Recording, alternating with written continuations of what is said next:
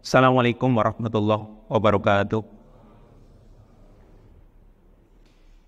Innal hamdalillah nahmaduhu wa nasta'inuhu wa nastaghfiruh wa na'udzu billahi min syururi anfusina wa min sayyiati a'malina. May yahdihillahu fala mudilla lahu wa may yudlil fala hadiya lahu. Asyhadu an la ilaha illallah wahdahu la syarika lahu wa asyhadu anna Muhammadan abduhu wa rasuluh. Allahumma salli wa sallim wa barik ala nabiyyika wa rasulika Muhammadin wa ala alihi wa ashabihi wa man sara ala nahjihi wa ihtada bihadihi wa istanna bi sunnatihi ila yaumil qiyamah. Allahumma anfa'na bima 'allamtana wa 'allimna ma yanfa'una wa zidna 'ilman. Allahumma la sahla illa ma ja'altahu sahla wa anta taj'alul hazna idza syi'ta sahla. Ikhwani wa akhwati fiddin sallallahu jami'an.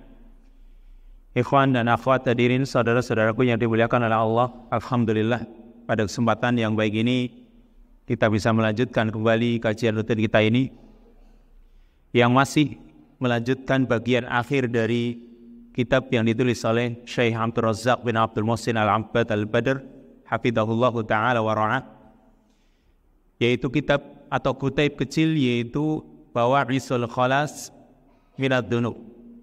Bawa'isul Khalas Minad Dunub, faktor-faktor pendorong supaya orang bisa melepaskan diri dari berbagai macam dosa.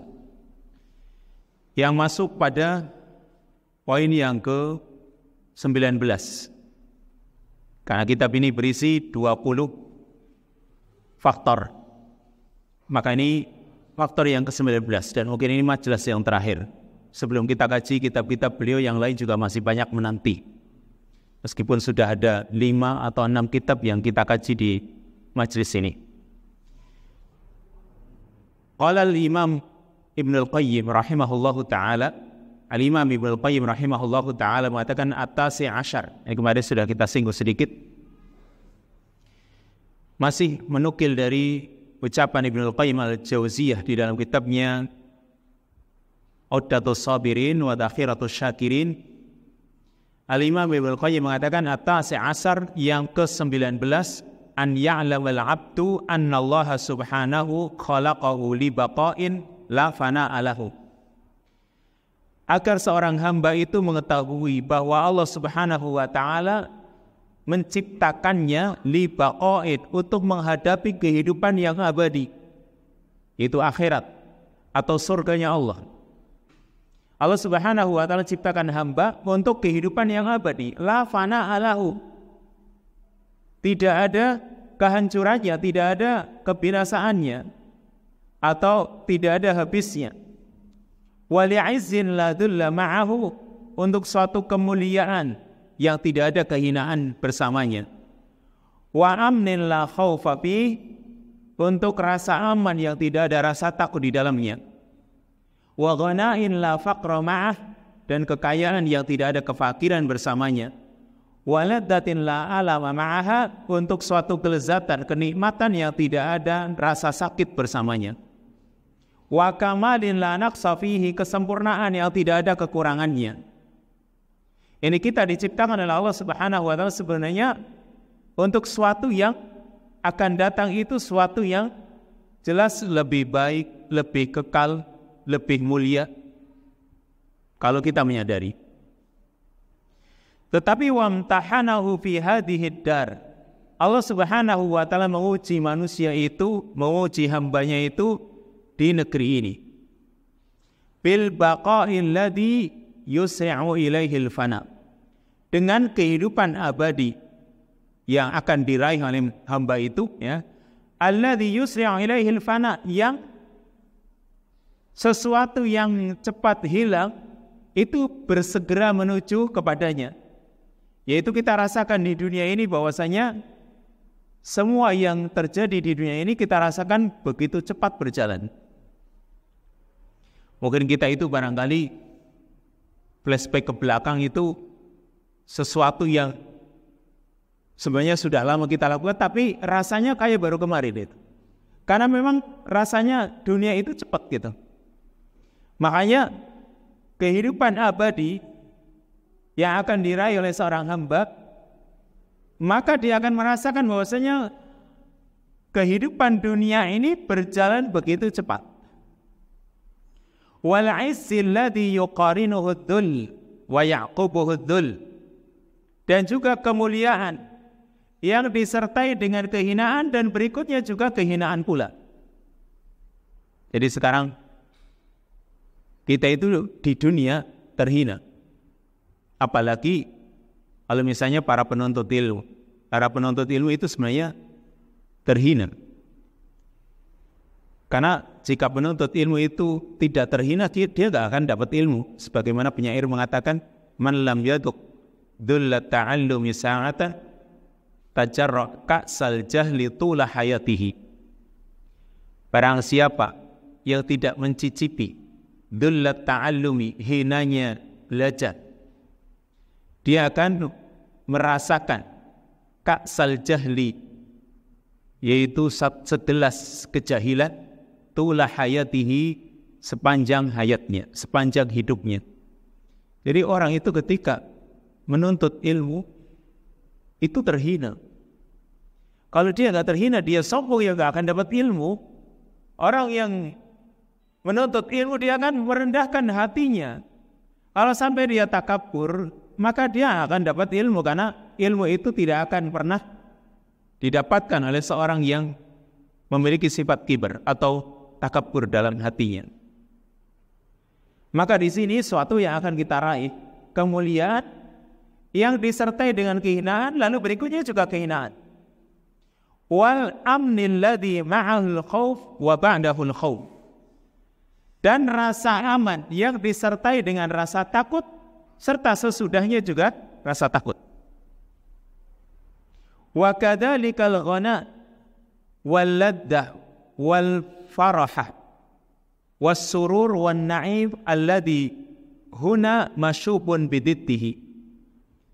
Serta kekayaan, kenikmatan, kegembiraan, kesenangan dan beragam kenikmatan yang di dunia ini, ya, masyubun bidittihi, di dunia ini tercampur, terkotori oleh lawan dari kenikmatan atau kekayaan. Apa itu?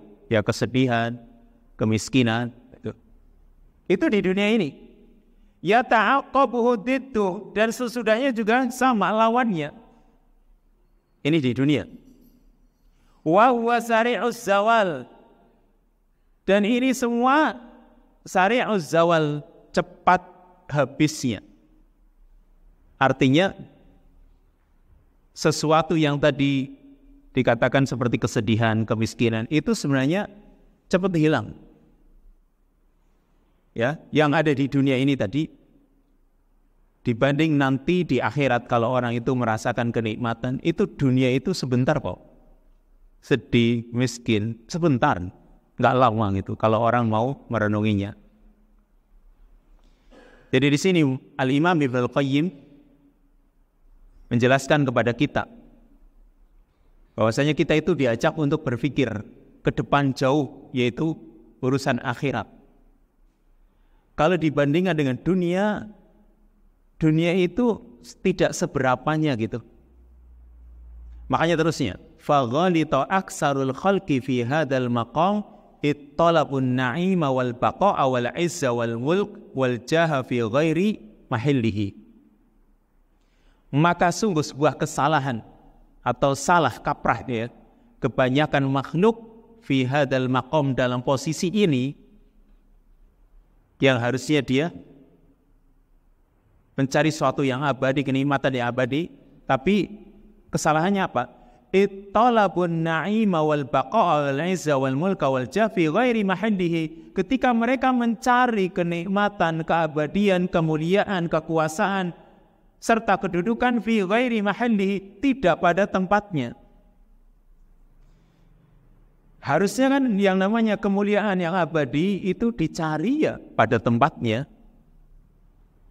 Sehingga kalau sekarang mencarinya tidak pada tempatnya, fafatahum fi mahallihi, maka mereka juga akan kehilangan semua itu di tempatnya pula.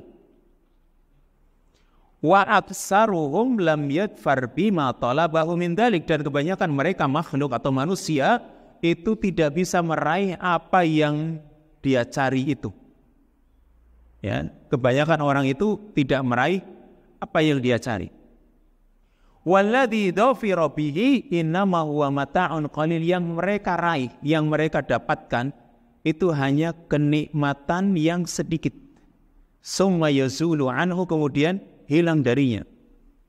Kita sendiri begini, kalau hidup kita itu di dunia ini hanya untuk mengejar misalnya kekayaan, atau sekarang bulan politik ini, kekuasaan, orang itu sebenarnya mendapatkan kenikmatan tapi sifatnya sedikit, dan itu akan cepat hilang. Sekarang misalnya orang jadi seorang pegawai ASN misalnya, paling juga kalau dia sudah pensiun dan waktunya juga cepat gitu kan. Kelihatannya sih orang itu sekarang orang itu meraih itu tadi pangkat jabatan mungkin umur 30 tahun. Tapi tidak lama, umur 58 tahun, 60 tahun itu sudah pensiun. Habis gitu, cepat habisnya. Dan kita sadari, kita semua juga bakal mati kan itu. Karena Allah Subhanahu wa ta'ala berfirman, kullu nafsin dha'iqatul maut, setiap jiwa itu akan merasakan, mencicipi yang namanya al-maut, kematian. Maka harusnya kita itu bersiap-siap menghadapi perjumpaan dengan Allah Subhanahu wa ta'ala. Wattaqu yauman turja'una fihi ila Allah. Bertakwalah kalian akan hari di mana pada hari itu kalian akan dikembalikan kepada Allah Subhanahu wa ta'ala. Ini kenikmatan yang cuma sedikit, kemudian akan hilang. War rusul innama ja'u bid-da'wati ilan na'imil muqim. Sedangkan para rasul, mereka datang mengajak kepada kenikmatan yang abadi, wal mulkil kabir, kekuasaan yang besar. Ini para rasul mengajak kita kepada kenikmatan abadi yang akan diraih kalau kita itu mau mengikuti ajaran mereka. Maka faman ajabahum hasalalahu aladdu ma fid dunya wa atyabuh. Barang siapa yang mau memenuhi ajakannya mereka, para nabi, para rasul tersebut, hasalalahu aladdu ma fid dunya wa atyabuh. Dia akan mendapatkan yang lebih lezat dari apa yang ada di dunia dan lebih baik lagi.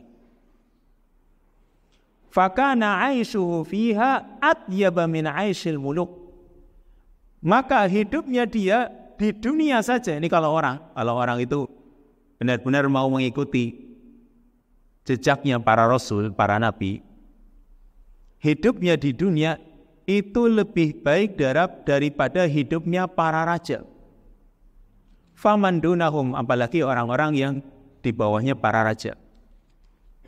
Maksudnya gini, kalau orang itu benar-benar dalam hidup itu sudah ada fokus akhirat, sebagaimana Nabi SAW katakan, ya, man kanatil akhiratu hammahu. Barang siapa yang akhirat itu menjadi fokusnya dia, cita-cita dia yang ingin dia kejar, maka Allah Subhanahu wa ta'ala akan jadikan kekayaan itu di hati. Allah Subhanahu wa ta'ala juga akan jadikan urusannya yang bercerai-berai akan tersatukan. Ini kalau orang itu ada sisi fokus ke akhirat, sehingga urusan dunia yang kelihatan itu terasa nikmat besar, bagi dia sangat kecil. Kita ambil contoh kisah 3 orang yang tidak ikut perang Tabuk. Yang menceritakan dalam kisah yang panjang itu adalah sahabat Ka'ab bin Malik yang sering kita ceritakan. Ka'ab bin Malik ketika tidak punya alasan karena tidak ikut perang, 3 orang ini, Ka'ab bin Malik, kemudian Hilal bin Umayyah, kemudian Zurarah bin Ar-Rabi'. Ini 3 orang ini tidak ikut perang dan tidak punya alasan. Nah, Ka'ab bin Malik menceritakan tentang dirinya ketika diboikot itu luar biasa.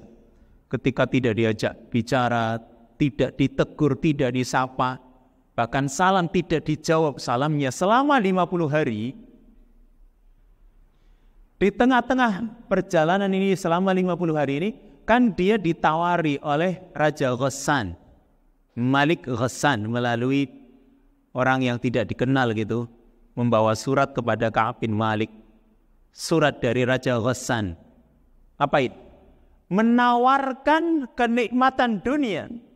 Di dalam suratnya jelas bahwa saudaramu, temanmu yaitu Nabi Muhammad SAW telah menyanyiakanmu. Qad jafaka dalam surat itu. Temanmu yaitu Muhammad, dia itu telah menyanyiakanmu. Ayo bergabunglah dengan kami.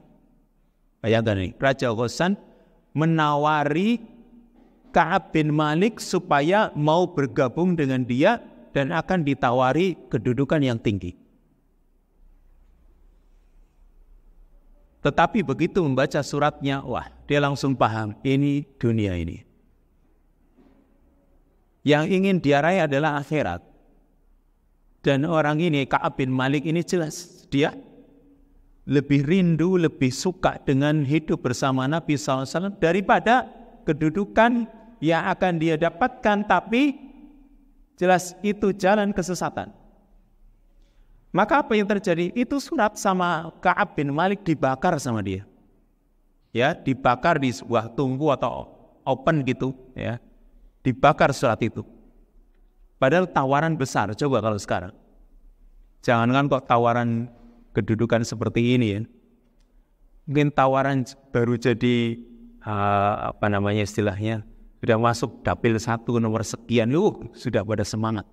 Belum jadi nih. Ya. Sudah masuk nomor urut 1 dapil sekian misalnya, pada semangat ini. Karena saya sendiri juga ditawari kan itu. Tapi alhamdulillah saya tolak. Bayangkan ya kalau sudah sibuk dengan seperti itu gimana ya caranya ya. Tapi seperti itulah tawaran dunia.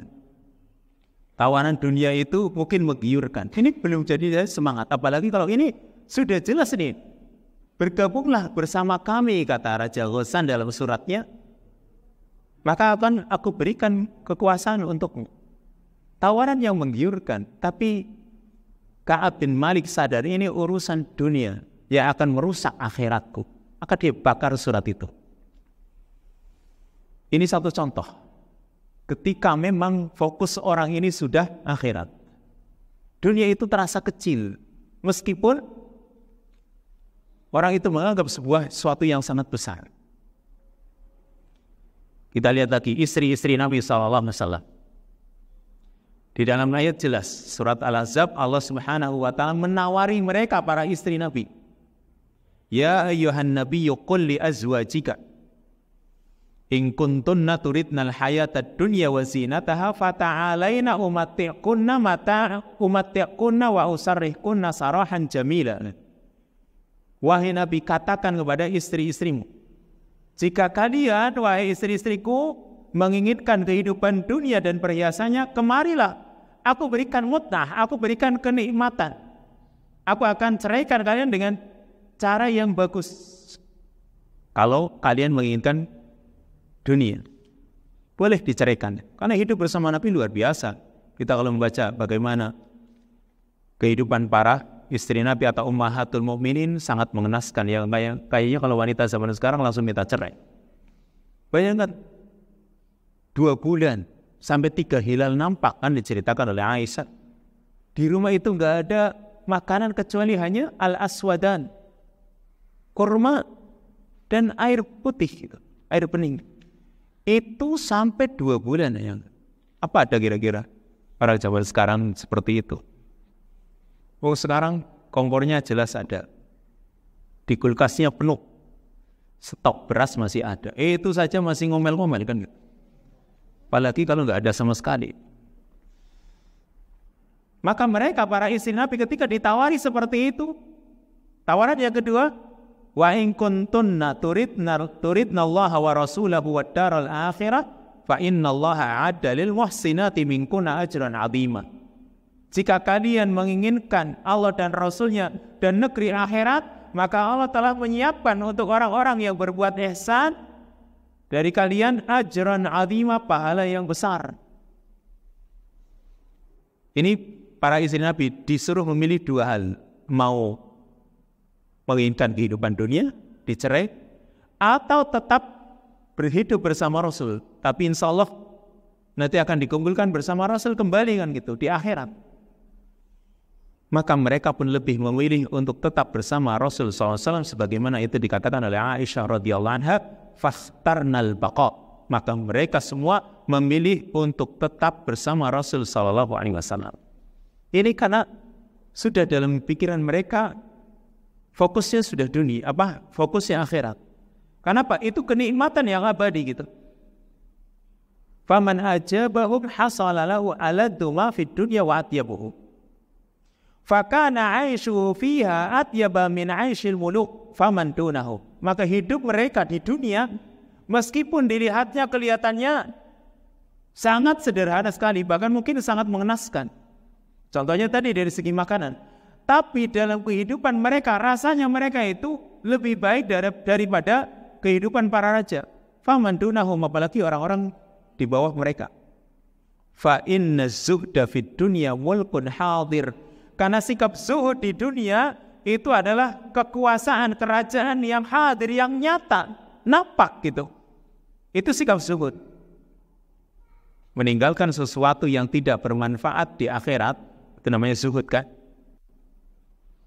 Maka kalau orang memiliki sikap zuhud di dunia, pada dasarnya kekuasaan itu dia sudah raih, nyata. Wasyaitanu yahsudul mu'min alaihi a'dhama hasad.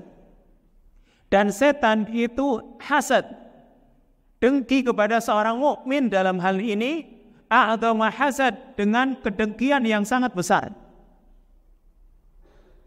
Karena memang dia sudah dicap menjadi seorang yang akan menjadi penghuni neraka jahanam. Maka apa yang dilakukan oleh syaitan? Fayahrisu kullal hirs ala an la yasila ilaih. Maka setan itu berambisi, berantusias dengan penuh semangat agar jangan sampai orang itu, mukmin itu, sampai pada tingkatan ini. Jadi jangan sampai mukmin itu pada tingkatan zuhud ini, dia membayangkan dunia itu kecil gitu, akhirat terbayang oleh dia besar. Ini setan gak ingin seorang mukmin sampai pada tingkatan ini. Makanya dia berusaha menghalangi setiap muslim, setiap mukmin supaya tergelincir dari jalan yang lurus ini. Nah, setan sudah mengatakan la'aqmudanna lahum siratal mustaqim, sungguh akan aku halangi mereka dari jalanmu yang lurus ya Allah. Fa innal 'abda idza malaka syahwatahu, terusnya. Maka seorang hamba jika dia sudah bisa mengendalikan, bisa menguasai syahwatnya, wa ghadabahu, dan kemarahannya, fanqada ma'ahu, maka keduanya, syahwat dan kemarahan ini, tunduk bersamanya, lida'idin, kepada penyeru agama, fahuwal maliku haqqan, maka dialah raja yang hak. Inilah raja yang sebenarnya kalau orang itu bisa mengendalikan nafsunya, syahwatnya, mengendalikan kemarahannya. Jadi kalau kita itu dalam hidup bisa menguasai nafsu kita. Nafsu kalau dituruti ya gak habis-habis. Orang punya harta, 1 lembah, 2 lembah, 3 lembah harta, masih menginginkan yang berikutnya dan berikutnya. Kita sendiri seperti itu. Punya 1 motor, kalau dipikir-pikir kalau motornya 2 ya. Punya 1 mobil, dipikir-pikir kalau mobilnya 2 ya. Punya 1 rumah, dipikir-pikir kalau rumahnya 2 ya. Dan terus seperti itu. Tapi alhamdulillah punya 1 istri, dipikir-pikir kalau istrinya 2 ya. Kayaknya sih tidak. Intinya kalau dia kuasai hawa nafsunya tadi, syahwatnya, kemarahannya, maka dia benar-benar menjadi seorang raja yang hak. Dan inilah orang yang kayyis kan, kata Nabi SAW, al-kayyisu man dana nafsahu wa amila lima ba'dal maut. Orang yang kayyis, orang yang cerdas, orang yang menundukkan nafsunya dan beramal untuk menghadapi sesudah kematian. Li'anna sahiba hadzal mulk hur, karena pemilik kekuasaan ini, kerajaan ini, dia hur, bebas. Karena dia bisa mengendalikan nafsunya, dia tidak dikuasai oleh nafsunya, maka justru ini orang yang bebas.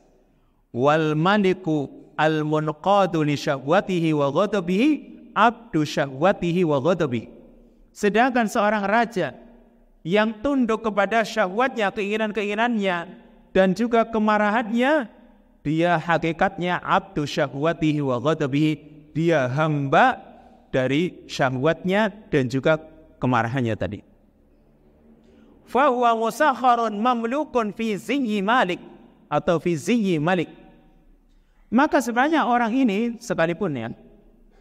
sekalipun dia itu fi ziyyi malik, seragamnya, penampilannya raja, tapi hakikatnya dia musakharun mamluk, dia ditundukkan, dikuasai oleh syahwat atau keinginan-keinginannya. Ya coba aja kita kalau mengikuti nafsu kita, mungkin barangkali, atau kita berkaca orang lah. Orang yang mungkin dia sudah dapatkan kedudukan yang tinggi, atau mungkin harta yang banyak. Tapi kalau dia tunduk kepada tadi hawa nafsunya, ya sudah, hakikatnya dia itu malah dikuasai. Casingnya, ya, seragamnya, penampilannya si raja, tapi dia hakikatnya dikuasai oleh hawa nafsunya. Yaquduhu zimamu syahwa wal ghadab. Dia dikendalikan, dituntun oleh kendali syahwatnya dan kemurkaannya.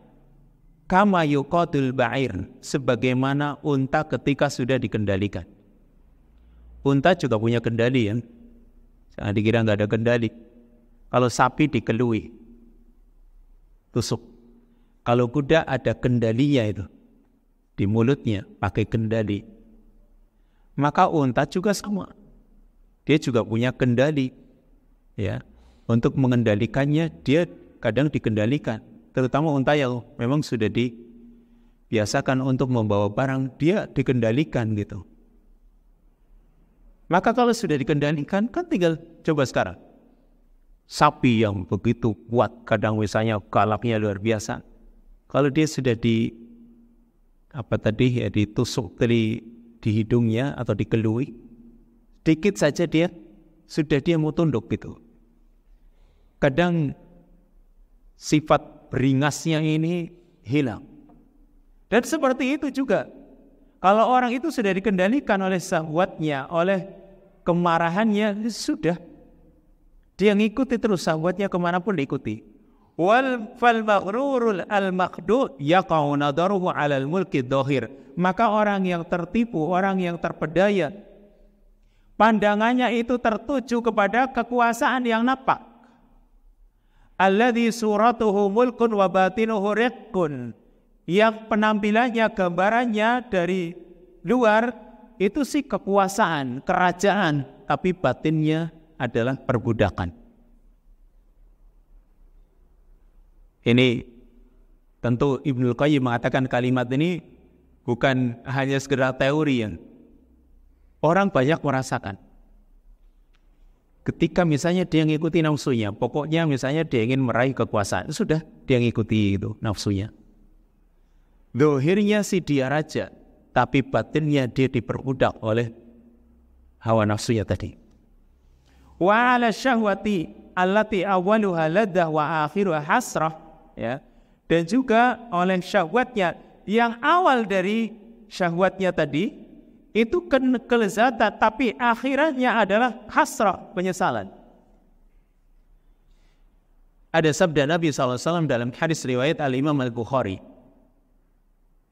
innakum satahrisuna 'alal imarah wa annaha satakunu nadamah wa hasrah yaumal qiyamah fa ni'mal murdi'ah wa bi'sal fatimah. Kata Nabi SAW, innakum satahrisuna 'alal imarah, sungguh kalian itu benar-benar akan berambisi untuk meraih sebuah kepemimpinan, sebuah pangkat, jabatan, kedudukan. Ini kata Nabi, sungguh kalian ini di sini siapa? Kaum mukminin. kalian itu akan berambisi untuk meraih sebuah kepemimpinan. Tetapi wa innaha satakunu nadama wa hasra, itu akan menjadi penyesalan dan kerugian yaumal qiyamah, di hari kiamat. Nabi menutup kalimatnya, fanihmal murdi'ah wa bi'sal fatimah. Maka itu sebaik-baik yang menyusui, tapi sejelek-jelek yang disapih. Maksudnya gimana? Kata para ulama, nikmal murdi'ah wa bi'sal fatimah, sebaik-baik yang menyusui dan sejelek-jelek yang disapih. Maksudnya enak di awal ketika orang meraihnya, tapi ujung-ujungnya tidak bagus di akhir. Apalagi nanti pertanggungjawaban di sisi Allah gitu. Mungkin enak orang ketika itu mendapatkan kekuasaan, dia dipanggil, ditempatkan di urutan yang paling depan, tempat duduknya khusus untuk dia. Mungkin di dunia ini dia dihormati, dimuliakan, tapi nanti di akhirat, kata Nabi, wa bi'sal fatimah, tidak bagus di akhir. Maka wal basirul muwaffaq yughayyiru nadharahu minal awail hilal awakhir. Seorang yang punya pandangan yang mendapatkan taufik, dia akan mengalihkan, merubah pandangannya minal awail, dari pandangan-pandangan urusan-urusan dunia, al awail ya. Maksudnya pandangan-pandangan urusan dunia ilal awakhir, kepada pandangan-pandangan urusan akhirat. Ini orang yang punya pandangan yang diberikan taufik oleh Allah. Wa minal mabadi ilal awaqib, dari ilal awaqib, dari mabadi, mabda, pendahuluan, ilal awaqib, kepada kesudahan. Wa dzalika fadlullah yutihi may yasha, dan itulah karunia Allah yang Allah berikan kepada orang yang Dia kehendaki. Wallahu dzul fadlil azim, dan Allah memiliki karunia yang agung. Ini perkataan Al-Imam Ibnul Qayyim Al-Jauziyah. Nah sekarang kata Syekh Abdul Razzaq bin Abdul Muhsin Al-Abbad hafizahullah ta'ala, Al-Amru Tasi' Asyar, yang ke-19. Ini sekedar mengulang ya, atau menegaskan kembali. Yang ke-19 faktor supaya orang itu bisa segera lepas dari berbagai dosanya, yaitu an-na'imu wal izzul hakiki fi daril baqa. Orang harus menyadari bahwa kenikmatan dan kemuliaan yang hakiki itu di negeri yang kekal, yaitu negeri akhirat. Dan mengulang tadi apa yang dikatakan oleh Al-Imam Ibnul Qayyim di sini. Inna Allah azza wa jalla khalaqal lil ibadi baqa'an la fana'a ba'dahu wa izzan la dulla fihi. Sesungguhnya Allah azza wa jalla menciptakan bagi hamba-hambanya baqa'an, suatu yang abadi, yang tidak ada yang fana, tidak ada kehancuran, tidak ada sesuatu yang sirna ba'dahu, sesudahnya. Wa izzan la dulla fihi, kemuliaan yang tidak ada kehinaannya. Tapi ini memang dibutuhkan adanya keimanan dan keyakinan. Jadi sekarang ya, kita itu sering kalau ngaji ya, rata-rata kalau pengajian kan mengingatkan kita akan akhirat kan gitu. Yang namanya ngaji kita, meskipun CP nggak masalah, yang penting kan mengingatkan akhirat. Jadinya kalau kita itu ikut kajian, itu kan diingatkan akan akhirat terus gitu kan. Maka kadang orang tertarik, kadang orang tidak. Kalau orang itu punya keimanan, punya keyakinan, bahkan kalau bisa ilmunya ilmu yakin, ya, dia mendapatkan ilmu yakin ini karena dia sadar yang menyampaikan ini Allah, yang menyampaikan ini Rasul, seorang yang tidak pernah berdusta, sehingga ilmunya yakin apa yang dikatakan oleh Allah dan Rasulnya, dia yakin tidak ada yang dusta. Maka kalau seperti ini masuk ke dalam dirinya ilmu yakin. Sebagaimana Allah katakan dalam surat At-Takasur, kalla law ta'lamuna ilmal yakin. Ya, sekali-kali tidak, andai kata kalian itu mengetahui dengan pengetahuan yang yakin gitu. Jadi misalnya ini tentang akhirat. Kalau kalian itu mengetahui tentang akhirat dengan pengetahuan yang yakin, pasti beda dengan orang yang tidak punya keyakinan. Kalau orang pengetahuan akan akhirat dia yakin, namanya ilmu yakin. Nah, tingkatan berikutnya kan ada ainul yakin, lalu haqqul yakin. Kapan ini didapatkan? Nanti di akhirat. Setelah ilmu yakin, kita bisa dapatkan di dunia. Tapi ainul yakin dan haqqul yakin, ini nanti orang mendapatkannya di akhirat. Kalau ainul yakin, dia benar-benar melihat dengan mata kepalanya, oh ternyata ada surga, ada neraka. Dilihat. Kalau dia benar-benar bisa masuk surga, maka dia pun akan mengatakan, inilah yang namanya haqqul yakin. Tapi ini nanti di akhirat.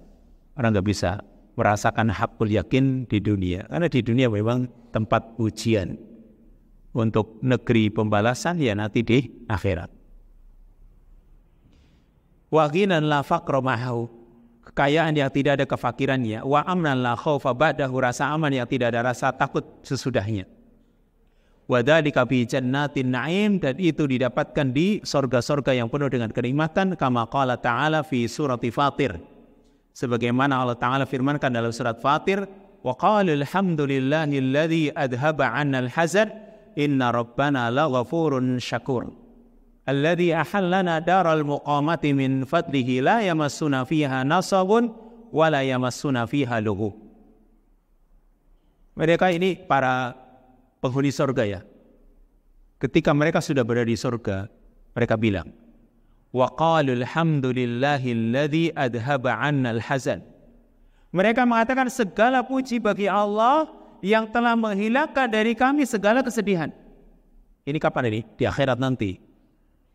Benar-benar tadi, ini haqqul yakin ini. Mereka baru memuji Allah Subhanahu wa Ta'ala. Benar-benar karena apa? Merasakan keyakinan yang mereka yakini dulu ketika di dunia. Inna rabbana la ghafurun syakur. Sesungguhnya Rabb kami maha pengampun lagi maha mensyukuri. Alladzi ahallana daral muqamah, yang telah menempatkan kami di tempat yang al-muqamah, yang kekal, min fadlihi, berupa karunia-Nya, la yamassuna fiha nasabun, yang kita tidak mengalami di negeri yang kekal ini nasabun, kelelahan. Lelah itu enggak ada nanti di akhirat. Kalau sekarang orang punya rumah capek juga, enggak punya rumah lebih capek, punya mobil capek, enggak punya mobil kadang lebih capek, punya mobil juga kadang lebih capek, kan gitu. Ya orang punya mobil bingung mikir pajaknya gede ternyata ya. Ya kalau nggak mau pajak ya nggak usah punya mobil, kan gitu. Sebenarnya kalau dipikir-pikir Allah dibuat ringan-ringan saja. Orang yang terlalu mikir-mikir, ya itulah yang namanya kenikmatan dunia. Tapi di akhirat la yamassuna fiha nasabun, kata mereka. Kita tidak mengalami, tidak tersentuh oleh nasab, kelelahan. Wala yamassuna fiha lughub, dan juga kami tidak mengalami lughub, lesu. Itu nanti di akhirat itu enggak ada lesunya. Betul ini, nanti di akhirat itu enggak ada lesunya. Coba sekarang, orang yang punya harta diuji dengan hartanya, orang yang punya anak diuji dengan anaknya, orang yang punya apa saja ya diuji lah. Itulah dunia. Jadi nanti yang belum punya istri ya, nanti punya istri juga diuji dia dengan istrinya. Itulah dunia. Kalau nggak pingin ya nggak usah punya gitu. Kalau nggak ingin diuji, itulah ujian.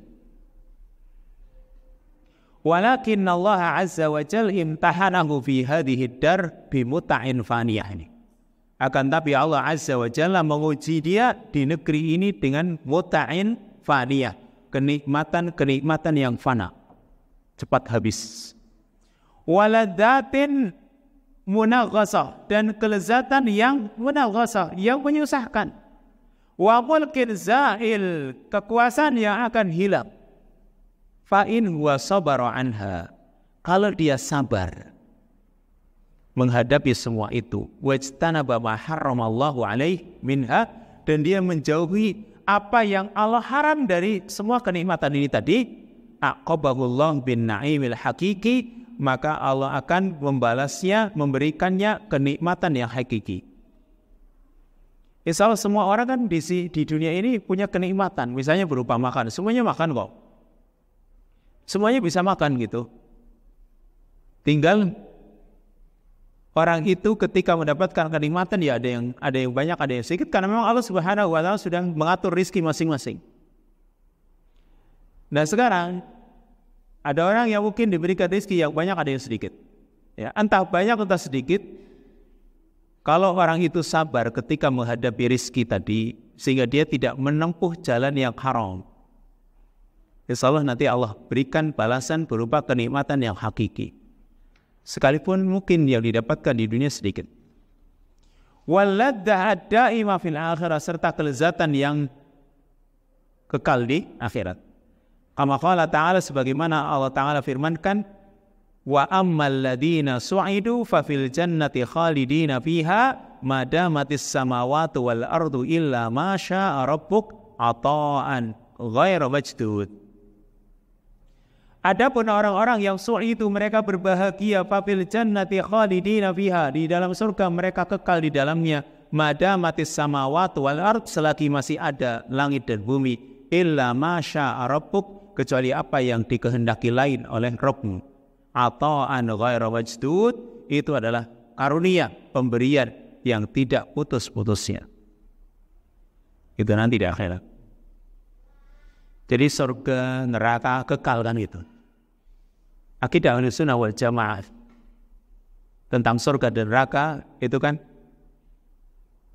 meyakini annahuma, bahwa surga dan neraka itu annahuma makhluqatan maujudatan la tafniyan, bahwa surga dan neraka itu keduanya makhluk dan sudah ada serta tidak fana, tidak hancur. Meskipun nanti ketika terjadi kiamat semua makhluk hancur, tetapi surga dan neraka termasuk yang dikecualikan untuk mengalami kehancuran. Maka ini akidah Ahlussunnah wal Jamaah, keduanya makhluk, keduanya sudah ada gitu kan, dan keduanya tidak akan pernah hancur. Fal abdul mu'min idza istahdara fi nafsihi hadzal na'imil muqim, seorang mukmin ketika dia merasakan dalam hatinya kenikmatan yang abadi ini, wa alima anna ladzatal ma'siyati zailati sababun li hirmanihi min hadhil maqamatil 'aliyah, dan dia sadar pula bahwa lezatnya maksiat yang akan cepat hilang itu menjadi sebab terhalangnya dia dari kedudukan yang tinggi ini. Kalau hamba sadar, di satu sisi dia memikirkan kenikmatan yang abadi surga, di sisi yang lain dia juga memikirkan bahwa yang namanya maksiat ini bisa menghalangi dari kenikmatan yang abadi ini. Maka jahada nafsahu ala muqawwamatiha wajtinabiha liyanalal hana'ah wa sa'adah ad-daimah. Maka dia berusaha untuk memerangi nafsunya, untuk bisa mengendalikan nafsunya ini dan menjauhinya, supaya orang bisa merasakan atau meraih ketenangan dan kebahagiaan yang abadi. Intinya butuh yang namanya al-jihad. Walladzina jahadu fina lanahdiyanahum subulana. Orang-orang yang bersungguh-sungguh menempuh jalan kami, kami pun akan tunjukkan dia ke jalan kami. Yang terakhir, ya selesai, insyaallah biar ganti dengan kitab yang lain. Yang ke-20, qala al-Imam Ibnu Al-Qayyim rahimahullahu taala, al-Imam Ibnu Al-Qayyim rahimahullahu taala mengatakan al-ishrun, yang ke-20, ini faktor yang terakhir, yaitu an la yaktarra bi'tiqadihi anna mujarradal ilmi bima dzakarna kafin fi husulil maqsud. Yang ke-20, agar seorang hamba itu tidak tertipu bahwa dengan meyakini saja, ya, dengan meyakini atas sekedar mengilmui apa yang sudah kami sebutkan, kan sudah 19 ya yang disebutkan tentang semua itu. Jangan dikira cuma sekedar meyakini, hanya sekedar mengilmui, maka itu sudah cukup untuk meraih maksud, untuk meraih tujuan. Tidak. Ini yang harus dikoreksi, ini yang terakhir. Makanya ini endingnya ini harus dipahami betul. Bahwa nomor 1 sampai nomor 19 tadi, itu semua tidak hanya sekedar diilmui tok gitu. Butuh apa? Butuh untuk diterapkan. Makanya terusnya.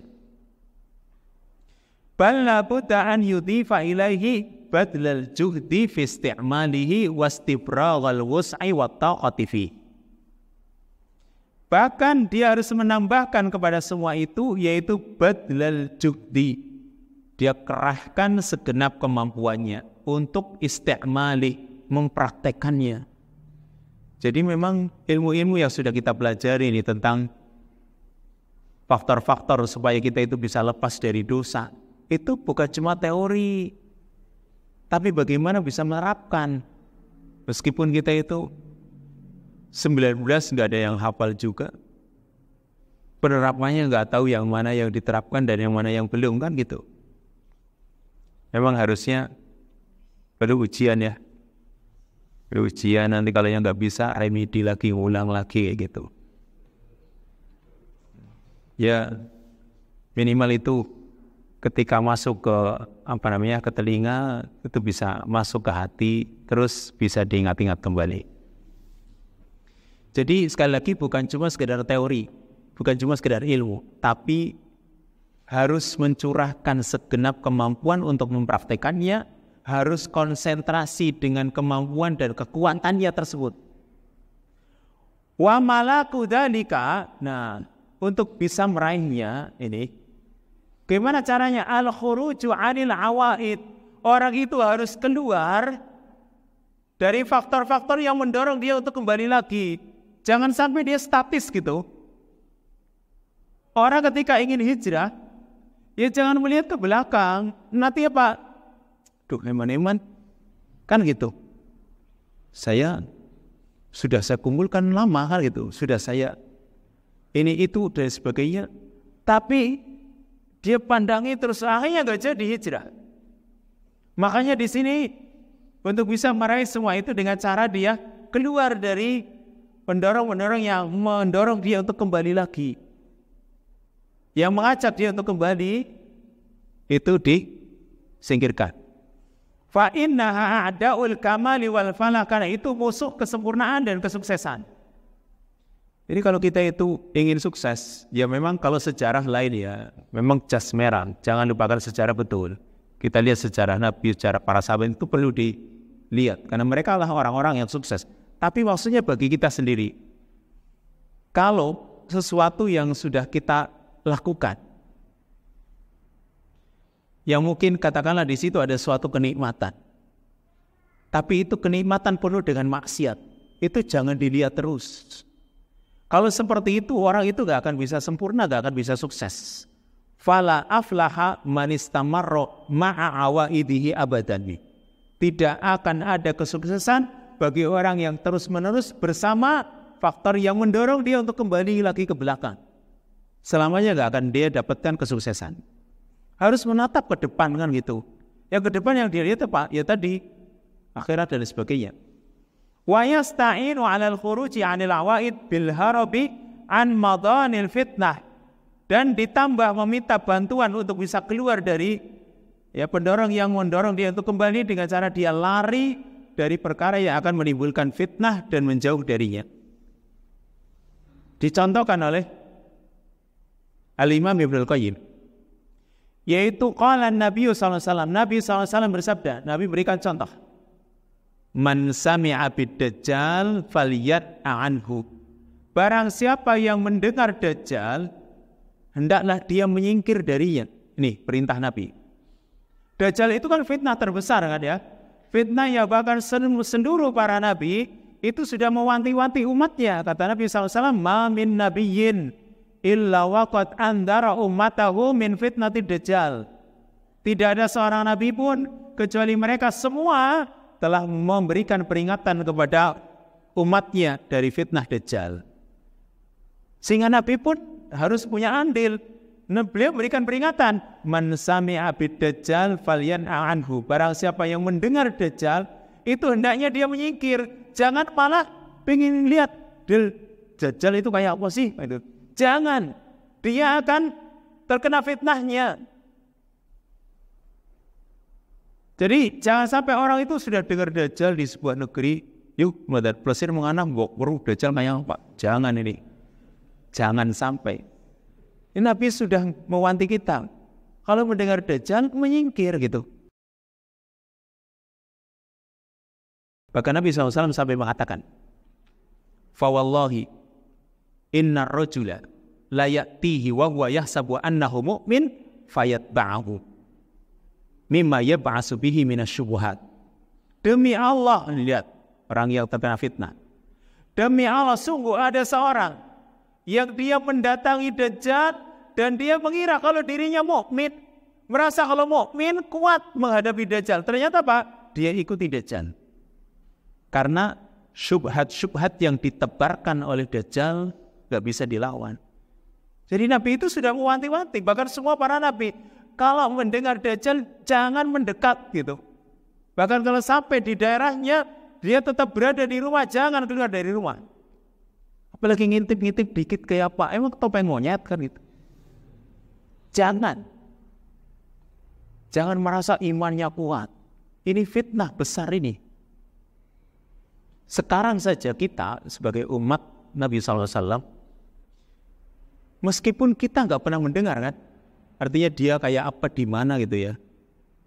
Kita cuma mengimani Dajjal itu, keluarnya Dajjal sebagai salah satu di antara ya, asyratus sa'ah al-kubro, di antara tanda-tanda kiamat yang besar. Nah, keluarnya Dajjal kapan kita nggak tahu. Ya.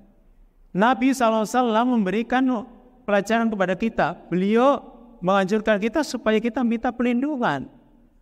Bahkan jauh sebelum Dajjal itu ada, kita disuruh minta perlindungan. Meskipun kita belum pernah mendengar Dajjal posisi di mana kan gitu. Apalagi kalau sampai keluar, jelas. Kita baru mungkin meyakini Dajjal itu yang jelas misalnya disebutkan dalam hadis, disekap di sebuah pulau, dirantai gitu kan. Yang belum keluar, karena keluarnya nanti menjadi tanda di antara tanda-tanda kiamat, kita disuruh minta perlindungan. Nabi menganjurkan kita, bacalah Allahumma inni a'udzubika min adzabi jahannam wa min adzabil qabri wa min fitnatil mahya wal mamat wa min syarri fitnatil masiihid dajjal. Atau mungkin kita disuruh menghafal 10 ayat pertama dari surat Al-Kahfi. Itu melindungi kita nih. Ini fitnah besar, jangan mendekat gitu loh. Wa hauna latifatun lisyaitan la yatakhallasu minha illa hadik. Dan di sini ada selingan. Selingan berupa tipu daya setan yang tidak ada seorang pun yang bisa lepas dari tipu daya setan kecuali orang yang cerdas. Apa itu? Wa hiya an yudhira lahu fi madani syarri ba'da syai'in minal khair wa yad'uhu ila tahsidihi fa idza qaruba minhu alqahu bisyabaqah. Wallahul musta'an. Fitnahnya syaitan ini, tipu dayanya setan, yaitu setan itu menampakkan kepada manusia fi madani syarr, perkara-perkara yang dianggap jelek. Ba'da syai'in minal khair, sebagian dari kebaikan. Jadi kebaikan dinampakkan dengan penampilan yang jelek. Dibalik juga, ya. Sesuatu yang jelek diberi casing yang kelihatannya sangat bagus. Lalu diajak manusia ini, hamba ini, supaya bisa meraihnya. Fa idza qaruba minhu, ketika dia sudah mendekat, alqahu fi syabakah, maka setan akan memasukkannya ke dalam jaringnya. Udah dia terjerat. Allahul musta'an. Allah lah tempat meminta pertolongan. Maka di sini yang ke-20, ya sedikit ya kita habiskan. Ialah intinya yang ke-20, jihadun nafsi wa takhallusu min awahidis su', memerangi nafsu dan melepaskan diri dari perkara-perkara yang mendorong kepada kejelekan. Fal 'abdu idza btuliya bi ma'siyatin minal ma'asi, seorang hamba ketika dia diuji dengan salah satu dari kemaksiatan, wa'tada 'ala fi'liha, bahkan dia sudah membiasakan melakukan kemaksiatan tersebut, fa 'alaihi an yabdula kamila wus'ihi wa taqatihi litartiha dan i'tiyad, maka hendaknya atau wajib baginya mencurahkan segenap kemampuannya, kekuatannya untuk meninggalkan kebiasaan yang jelek ini, al-i'tiyad as-sayyi ini. Jadi sekalipun maksiat itu bahkan istilahnya sudah mendarah daging, tinggalkan. Wa anfa'u ma yaf'aluhu lidzalik, dan perkara yang paling bermanfaat untuk bisa melakukan hal itu ba'dal isti'anati billahi azza wa jalla, setelah orang meminta pertolongan kepada Allah, yaitu an yatakhallasa minal asbabil muaddiyah di hadhil ma'siyah, melepaskan diri dari faktor-faktor yang membawa dia kepada kemaksiatan ini. Apa faktor-faktornya? Terusnya nih. Fa in kanat taqa'u ma'a rafaqati su'in fal wajibu mufaraqatuhu. Kalau dia terjerumus ke dalam maksiat tersebut bersama teman-teman yang jelek, berarti kewajiban dia meninggalkan teman-teman jeleknya tersebut. Jadi kalau orang ini terjerumus kepada maksiat karena sebab teman-temannya, faktor ini kan teman bisa, ini faktor utama malah, maka berarti kewajibannya meninggalkan teman-teman yang jelek tersebut. Jangan seperti kisahnya Abu Thalib. Temannya Abu Jahal, Abdullah bin Abi Umayyah, udah ngompori terus. Akhirnya ngucapin la ilaha illallah nggak mau. Ini Abu Thalib nih, gara-gara Abu Jahal temannya. Atau kisahnya Uqbah bin Abi Mu'aid.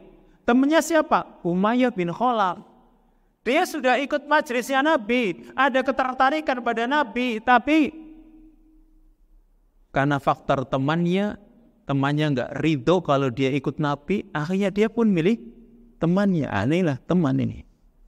Sehingga turunlah ayat yauma ya'addu dhalimu ala yadayhi yaqulu ya laitani takhadtu ma'ar rasuli sabila, kan gitu. Atau lam attakhid fulanan khalila, kan itu. Orang gigit jari dia nanti. Kenapa?